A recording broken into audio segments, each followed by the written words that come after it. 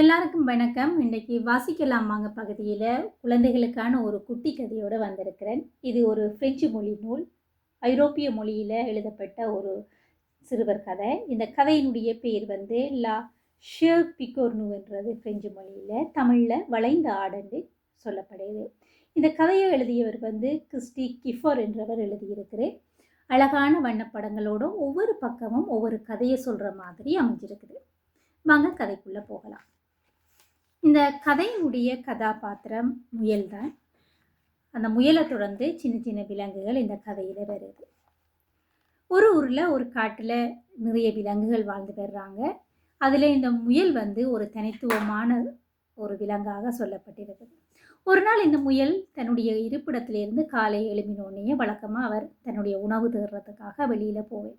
இப்படி வெளியில் போயிட்டு வீட்டுக்குள்ளே வரும்போது அவர்கிட்ட வீட்டுக்குள்ளே யாரோ இருக்கிற மாதிரியான ஒரு உணர்வு. முயல் எட்டி பார்க்குது. அவருடைய வீட்டுக்குள்ள அனுமதி இல்லாமலுக்கு யாரோ இருக்கிறாங்க. முயலுக்கு உடனே பயம் வந்துடுது.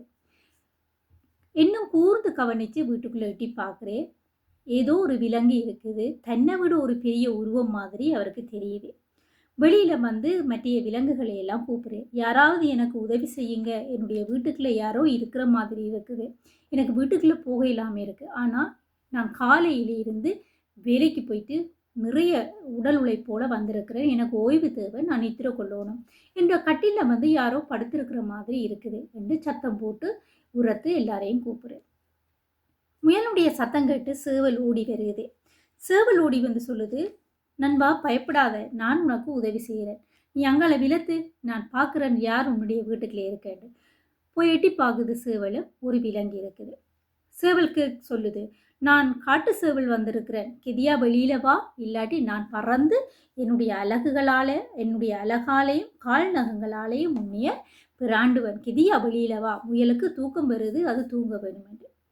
அப்போ உள்ளுக்குள்ளே இருந்து ஒரு சத்தம் வருது, நான் பெரிய கொம்புகளை வச்ச பயங்கரமான ஆடு, யார் வந்தாலும் நான் வெளியில் வரமாட்டேன், போ போ போ என்று சொல்லி இந்த உள்ளுக்கு இருந்த ஆடு சொல்லுதான். சேவலும் பயந்து போய் உடனே வெளியில் வந்துடுது.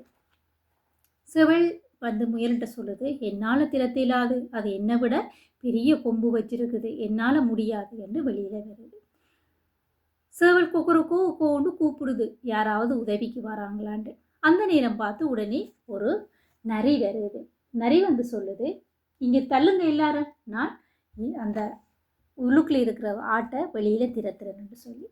நரியும் போய் ஊளையிட்டு கொண்டு சொல்லுது, கொம்பு வச்ச ஆடே வெளியில் வா, நான் இந்த காட்டில் என்னை பார்த்தா எல்லாரும் பயப்படுவாங்க, நான் மிகவும் புத்திசாலியான நரி, கெதியா வெளியில் வா, இல்லாட்டி நான் உன்னைய ஆபத்தான நிலைக்கு உள்ளாக்கிடுவேன்.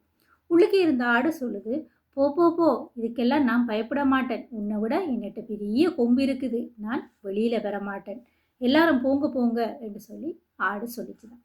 நரிக்கும் கோபம் வந்துட்டு நரி வழியில் போய் நின்று முயலிட்ட சொல்லுது, எப்பப்பா என்னாலே முடியாது, அது என்னை விட பயங்கரமான விலங்காக இருக்குது, என்னால் முடியாதுன்னு சொல்லிட்டு சேவலும் இந்த நரியும் சேர்ந்து சத்தம் போட்டு கூப்பிடுறாங்க. சேவல் இறக்கைகளை அடித்து கூவி கூவி கூப்பிடுது. நரி தன்னுடைய வாலை உயர்த்தி ஊளையிட்டு கூப்பிடுது. உடனே அந்த காட்டுக்குள்ளேருந்து ஒரு கரடி வருது.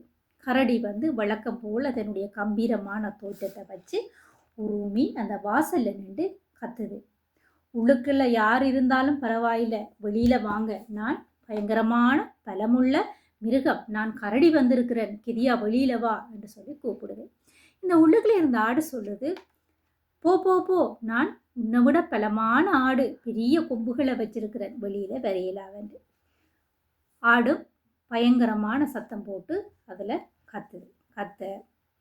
இந்த சேவலும் நரியும் கரடியும் வெளியில் வந்துட்டாங்க. முயல் கேட்குது, அப்போ உங்களால் யாராலையும் அதை வெளியில் திறத்த முடியாதா? எனக்கு நித்திரை வருது, நான் இப்போவே படுத்து ஓய்வெடுக்க வேணும், நாளைக்கு வழக்கம் போல் எனக்கு வழக்கமான வேலைகள் இருக்குது என்று சொல்லி முயல் சொல்லுது. இப்படியே கையை கட்டி கொண்டு 4 பேரும் யோசித்து கொண்டிருக்கிறாங்க. யோசித்து கொண்டிருக்கும் போது அந்த வழியால் ஒரு தேனி பறந்து வருது. தேனி பறந்து வரும்போது இவங்கள்ட்ட கேட்குது, என்ன 4 பேரும் ஒரே இடத்துல நிற்கிறீங்க, என்ன பிரச்சனை, நான் உங்களுக்கு ஏதாவது உதவ வேணுமான்னு கேட்குது. கேட்கும்போது உடனே கொல்லன்னு இந்த நரியும் கரடியும் சேவலும் முயலும் சிரிக்கிறாங்க. அப்போ முயல் சொல்லுது, இவ்வளவு பலமானவங்கள்லாம் இருந்து ஒன்றும் செய்யலாமல் போயிட்டுது, நீ எப்படி எனக்கு உதவுவாய் என்று கேட்குது. சேவல் கேட்குது, அதுதானே நான் இவ்வளவு பெரிய இறக்க வச்சிருக்கிறேன், இவ்வளவு பெரிய உதடு வச்சிருக்கிறேன், இவ்வளவு பெரிய சத்தத்தை வச்சிருக்கிறேன், நான் காலையில் எழும்பி கூவினா இந்த ஊரே எழும்பும், இந்த காட்டுக்குள்ளே இருக்கிற எல்லா விலங்கும் அதிர்ந்து எழும்புவாங்க, நானே போய் கூப்பிட்டு அந்த ஆடு வெளியில் வரல, நீ எப்படி உதவி செய்வா என்று சொல்லும்போது மத்திய விலங்குகள் எல்லாம் சிரிக்கிறாங்க. தேனி சொல்லுது, இல்லை என்னால் முடியுமானதை நான் செய்கிறேன் அப்படின்னு சொல்லி ஆடு படுத்திருந்த முயலினுடைய வீட்டுக்குள்ளே போகுது. தன்னுடைய 2 இறக்கையையும் பிரித்து தேனியுடைய ரீங்காரத்தை அந்த அறை முழுக்களும் நிரப்பி பறந்து பறந்து கத்துது. கத்தும்போது ரீங்காரமிட ஒரு தேனியுடைய சத்தத்தை கேட்டு எல்லா தேனிகளும் அந்த அறைக்குள்ளே வர்றாங்க. வந்து இந்த கொம்பு வச்ச ஆட்டை பயங்கரமாக இரைச்சலிட்டு கத்தி உடம்பு முழுவதும் குத்தி இந்த ஆடை தலை தெறிக்க ஓடி வைக்கிறாங்க.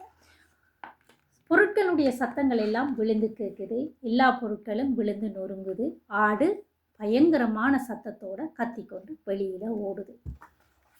முயலுக்கும் மற்ற விலங்குகளுக்கும் ஒரே ஆச்சரியம், அடடா எங்களால் செய்ய முடியாததை இந்த தேனி செய்துட்டுது, இந்த தேனியினுடைய ஒற்றுமை எவ்வளவு பெரிய ஒற்றுமையாக இருக்குது, ஒரு தரம் சுழண்டு ரீங்காரம் விட்டதில் அத்தனை தேனிகளும் வந்துட்டாங்களே, உண்மையிலேயே நீ உடலில் தான் சிறியாள், மிகவும் பலமுள்ள நீ, உன்னுடைய உதவிக்கு மிக்க நன்றி என்று சொல்லி முயல் சொல்லிக்கிறான். எல்லா விலங்குகளுக்கும் ஒரே ஆச்சரியம். அன்றைய நாள் முழுவதும் அந்த பொட்டுப்பட்ட விழுந்துடைந்த பொருட்களை எல்லாம் துப்புரவு செய்து இந்த முயல் அவர்களுக்கு உணவளித்து தேனியையும் தேனியுடைய ஏனைய உறவு தேனிகளையும் அழைத்து அன்று இரவு முழுவதும் அவருடைய வீடு மகிழ்ச்சியான ஒரு வெளிச்சம் மிக்க உறவுகளை நேசித்து யாரையும் தரக்குறைவாக நினைக்காத ஒரு நாளாக எண்ணி இந்த முயலும் ஏனைய விலங்குகளும் மகிழ்ந்து கொண்டது. அழகான கதை, நீங்களும் கிடைச்சால் வாசிச்சு பாருங்க.